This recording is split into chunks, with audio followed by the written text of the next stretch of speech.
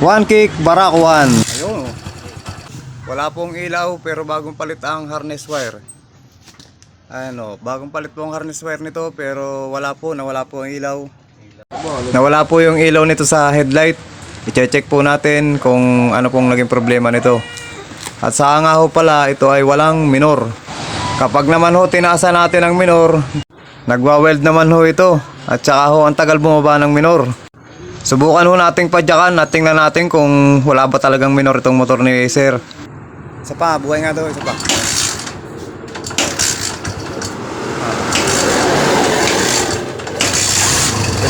Bitaw. Ayun, wala nga minor, namamatay. Andito sa karburador ang problema niya mga kagawa. Bali yung kanya hong ere, hindi na ho mapihit. Kaya hindi natin may timing na maganda. Ang gagawin po natin dito, lalagariin po natin yung ere niya para po makalas natin. At papalitan ho natin ito ng bago. Sisirain na ho ni kagawa. Ganito lang po ang gagawin natin pag po hindi matanggal ang ere ng ating karburador ng barako.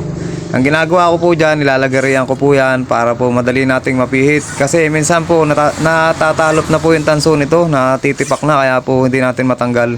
At ito na po mga kagawa, napipihit na po natin ang ere at maya maya lang po ay tanggal na yan. At tiyara, natanggal na po natin ang ere. Yan, papalitan na po natin ang bago yan. At lilinisin po muna natin yung butas nitong ere. Okay na po at susundot-sundutin na natin. Yan, ganyan lang pong gagawin natin mga kagawa. At yan po ay magiging goods mamaya. Dito po sa air mixture po ng karburador nito mga kagawa, ang ginawa ko pong turn nito ay 3.5 po ang ating air mixture. 3.5. Ito nga po pala kanina ay kahit po lagyan ng pihitin tong minor natin kanina ay nagwa-weld lang ho yung motor ni kuya. Kaya po, ang dahilan ho nito ay yung ere niya. Barado na ho at saka hindi na mapihit. Kaya po nilagarian na lang natin. Yan, ilalagay na ho natin to at titestingin na natin. One kick, barako 1. Ayun.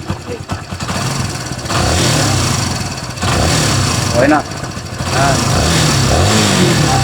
Ayun. One click. Ilaw. Ilaw. Yan. Hi, hello. Yan, okay na. Hello na sa ibabaw. Okay. Ayun, okay na, meron na. Okay na, maganda na minor at okay na po.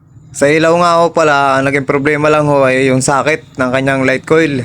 Bale, ginawa ho natin, pinalitan po natin ang sakit para po maging maayos ang ilaw nito. At hanggang dito na lang po. Kung medyo nagustuhan nyo ng konti ang aking video, ay paki-like and share. Like and share lang po. Thank you.